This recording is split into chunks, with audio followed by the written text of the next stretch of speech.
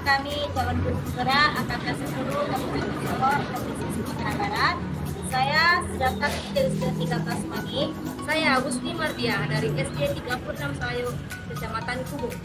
Saya Astrida Melvi SPD dari SDN 25 Koto Hilalang, Kecamatan Kubu.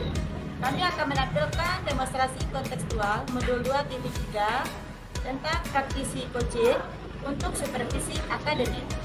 Calon guru penggerak, bergerak, menggerakkan.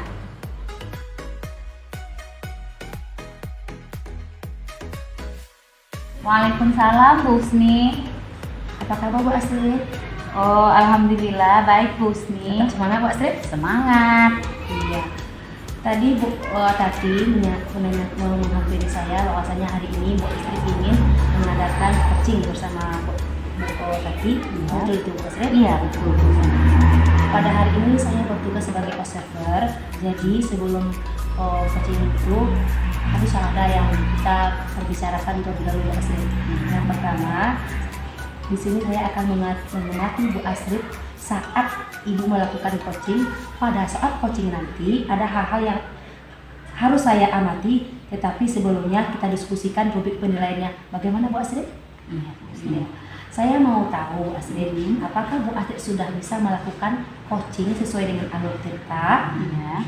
Atau belum, di mana alur cerita tersebut ada tujuan, ada intervensi masalah, rencana aksi, dan tanggung jawab. Dan saya juga ingin tahu apakah Ibu Astrid sudah bisa menggunakan pertanyaan yang berbobot atau belum. Di mana prinsip coaching ini Bu Astrid sebenarnya kita ketahui adalah kemitraan, proses yang kreatif, maksimalkan potensi. Pertanyaan saya di sini Bu Astrid, dari ketiga prinsip tersebut, apakah Bu Astrid mempunyai kompetensi tersebut, yang mana yang akan Bu Astrid kembangkan? Oh iya Bu Husni ya, di sini saya akan mengembangkan 3 kompetensi itu ya Bu Husni. Yang pertama itu mendengarkan dengan aktif, kemudian mengajukan pertanyaan yang berbobot, dan yang ketiganya ada kehadiran penuh Bu Husni. Iya Bu Astrid, dari ketiga kompetensi tadi yang Ibu ingin kembangkan adalah mendengarkan dengan aktif, mengajukan pertanyaan yang berbobot, kehadiran penuh. Dari ketiga kompetensi tersebut, mana yang spesifik yang Ibu ingin kembangkan? Di sini saya yang ingin lebih saya kembangkan yaitu mengajukan pertanyaan yang berbobot Bu Husni. Berarti mengajukan pertanyaan yang berbobot yang Ibu kira-kira nanti indikator ketercapaiannya yang menjadi acuan Ibu Astrid adalah mengajukan pertanyaan berbobot itu sudah dikembangkan atau telah sesuai. Jadi kira-kira seperti apa yang Ibu maksud nanti tujuannya tercapainya kriteria Bu Astrid untuk melaksanakan coaching ini? Ya, saya mungkin bisa melihat ya Bu Husni, setelah saya bisa melihat kunci saya menemukan solusi dari permasalahan yang dia temui sendiri. Iya, sudah cukup pertanyaan saya Bu Astrid. Saya akan nanti coaching Bu Astrid berjalan lancar dan Bu Astrid bisa memenuhi kriteria yang Ibu Astrid inginkan.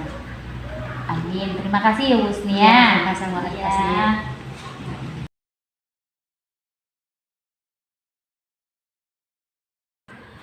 Selamat siang Bu Tati. Selamat siang Bu Astrid. Apa kabar hari ini? Alhamdulillah sehat ya Bu Astrid, cuma agak kurang bersemangat hari ini Bu Astrid. Nah, kenapa Bu Tati kurang bersemangat? Ada apa? Iya nih Bu Astrid, sebenarnya saya butuh teman ngobrol ya Bu ya, Iya. makanya tadi saya WA Bu Astrid untuk berbincang-bincang sebentar.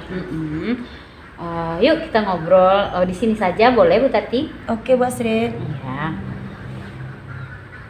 Ngomong-ngomong nih ya Bu Tati ya, apa yang mau Bu Tati obrolin hari ini dengan saya? Jadi gini ya Bu Astrid ya, saya itu sedang bingung sih Bu Astrid dengan pembelajaran saya di kelas. Pada pelajaran saya bahasa Indonesia dengan materi memahami ide pokok dan ide pendukung, murid-murid tidak fokus dan antusias nih dalam pembelajaran. Saya berikan penilaian formatif, nilai murid rata-ratanya rendah sekali Bu Astrid. Oh begitu Bu Tati. Iya. Jadi saat ini Bu Tati merasa murid-murid Bu Tati itu tidak fokus, tidak antusias saat pembelajaran.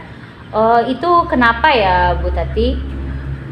Iya Ibu Astrid ya, saya rasa kok murid-murid saya kurang paham mengenai materi itu. Oke Bu Tati, karena waktu kita mungkin tidak bisa terlalu lama untuk ngobrol hari ini ya Bu Tati. Jadi dari obrolan kita ini Bu Tati ingin mendapatkan apa ya Bu Tati? Saya sih berharap bisa mendapatkan solusi dari ngobrol kita ini Bu Astrid. Solusi supaya murid-murid di kelas saya fokus dan antusias dalam pelajaran bahasa Indonesia, materi memahami ide pokok dan ide pendukung. Sehingga nilai mereka bisa berubah menjadi lebih baik lagi. Oke, berarti mencari solusi ya Bu Tati ya, biar bisa murid Bu Tati itu menjadi fokus, antusias di saat pembelajaran Bu Tati. Iya Bu Astrid, supaya murid-murid saya paham materi saya itu saat saya mengajar. Saya menggunakan PowerPoint yang menjelaskan tentang ide pokok dan ide pendukung dengan memberikan sebuah teks berbentuk cerita. Tetapi saya lihat murid saya itu kok bosan dan tidak memperhatikan. Endingnya saat penilaian nilai mereka tidak memuaskan Bu Astrid. Oh begitu ya. Oh baik Bu Tati, menurut Bu Tati ini anak-anak yang memahami, yang tidak memahami ya, kemudian tidak fokus, antusias, yang memahami, fokus, antusias dan memahami dari pembelajaran tersebut seperti apa ya Bu Tati? Kalau menurut Bu Tati? Ya bagaimana ya Bu Astrid ya? Menurut saya murid yang fokus dan antusias itu yaitu yang memperhatikan pembelajaran dan ikut beraktif dalam kegiatan itu Bu. Lalu mereka memahami materi pembelajaran yang saya berikan sehingga bisa mereka membedakan mana yang ide pokok dan mana yang ide pendukung dalam sebuah teks atau paragraf. Oke, kalau begitu. Jadi idealnya murid yang fokus, antusias itu yang Bu Tati jelaskan tadi ya. Iya sih, begitu idealnya ya Bu Astrid ya. Oke, kalau murid-murid ada di level itu kita bisa bilang poin levelnya 10 begitu. Terus anak-anak yang tidak fokus, tidak antusias dan tidak memahami materi di level 1, menurut Bu Tati ini murid-murid di kelas Bu Tati itu berada di level berapa? Gini ya Bu Astrid ya. Kalau saya amati sih rata-rata berada di level 5 sih Bu. Memang ada beberapa murid yang fokus, antusias dan memahami materi ide pokok dan ide pendukung ini. Tetapi ada murid saya yang sama sekali tidak paham dan tidak antusias dengan dan juga tidak memahami dari teks saya ini Bu Astrid. Kira-kira berada di level 5 sih Bu. Oke, menurut Bu Tati, murid-murid Bu Tati tadi berada di level 5 ya. Iya. Untuk memahami bisa fokus, antusias, memahami materi, apakah ada kemungkinan dari murid-murid Bu Tati itu untuk berada di level 10? Mungkin bisa ya Bu Astrid ya, untuk memahami materi, ide pokok, dan ide pendukung bisa berada sih di level 10. Tetapi untuk fokus dan antusias mungkin bisa dinaikkan hanya ke angka level 8 Bu Astrid. Karena itu perlu proses. Oh, baik, level 10 untuk pemahaman materi dan level 8 untuk fokus dan antusiasnya ya Bu Tati ya. Iya. Menurut Bu Tati apa sih yang bisa Bu Tati lakukan untuk membantu murid-murid Bu Tati di kelas supaya berada di level itu dalam memahami materi, fokus dan kemudian antusias Bu Tati? Gini ya Bu Astrid, itu yang saya masih bingung mau apa ya Bu Astrid ya. Saya sempat terpikir untuk melakukan pembelajaran berdiferensiasi sesuai kebutuhan belajar murid nih Bu Astrid. Iya. Seperti yang saya pelajari waktu pendidikan guru penggerak kemarin. Ya. Iya. Bagus itu idenya ya Bu Tati ya. Sekalian bisa mengimplementasikan kurikulum Merdeka. Kemudian ada coba rencana aksinya bagaimana Bu Tati yang akan Bu Tati lakukan? Di awal semester kemarin saya sudah melakukan asesmen diagnostik dan kognitif gaya belajar ya Bu. Saya sudah menganalisis ternyata di kelas saya itu murid-murid ada yang gaya belajarnya kinestetik, auditori dan visual. Mungkin saya bisa melakukan pembelajaran tentang memahami materi ide pokok dan ide pendukung ini menggunakan pembelajaran berdiferensi proses, konten dan produk Bu Astrid. Oh, bagus itu Bu Tati. Lalu bagaimana nih penerapan pembelajaran berdiferensiasi konten, proses, dan produk ini di dalam materi yang Bu Tati bilang tadi? Iya, mungkin seperti ini ya Bu rencana aksi saya. Untuk diferensiasi konten dan proses, saya menyiapkan bahan ajar dan aktivitas yang berbeda-beda tentang materi memahami ide pokok dan ide pendukung ini. Tetapi sesuai gaya belajar murid, misalnya yang kinestetik, saya siapkan sebuah teks atau bacaan untuk menjawab pertanyaan. Lalu untuk yang belajar auditory, bisa saya siapkan lembar bacaan dan wawancara dalam sebuah teks.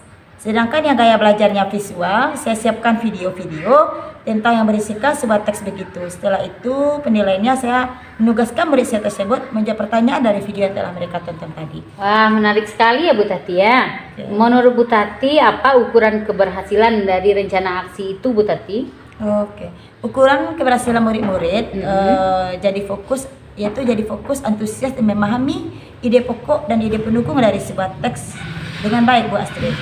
Nah, penilaiannya juga tidak menonton dengan mengerjakan soal-soal, tapi membuat sesuatu yang membuat murid kreatif.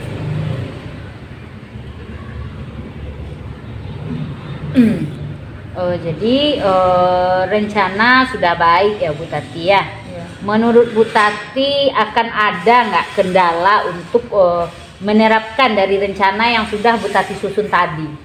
Mungkin kendalanya ada ya Bu ya, seperti perlu waktu nih Bu Astrid untuk menyiapkan media-media yang sesuai dengan gaya belajar murid saya, dan butuh teman guru untuk diwawancarai waktu kegiatan nanti. Begitu. Kira-kira ya Bu Tati berapa lama Bu Tati butuh waktu untuk mempersiapkan media-media yang dibutuhkan untuk pembelajaran Bu Tati? Mungkin 2-3 hari sih Bu Astrid, dari mempersiapkan modul ajar, media, bahan ajar, dan LKPD-nya, dan lain-lain.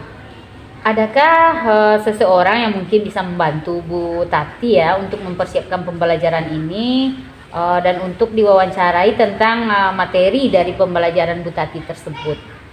Iya Bu Astrid, saya bisa berkolaborasi dengan namanya teman saya itu Bu Nelvina Vita, yang kebetulan kelas kami sama, tapi Bu Nelvina itu memegang kelas 3B. Iya. Jadi kami bisa berdiskusi menyiapkannya dan menjadi narasumber wawancara untuk murid yang gaya belajarnya auditory.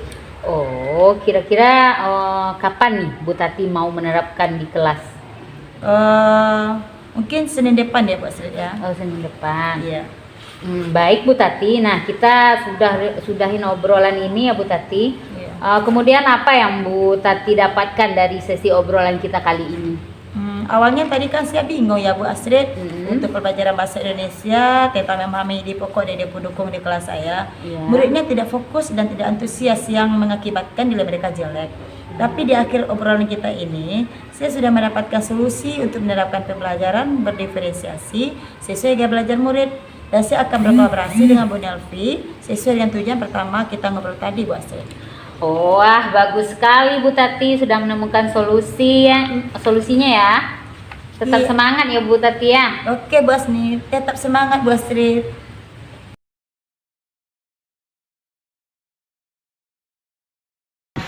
Baik Bu Astrid, ketemu lagi kita ya. Saya sudah mengamati Bu Astrid tadi pada saat coaching. Saya sebagai observer, ada yang saya ingin tanyakan kepada Bu Astrid. Iya.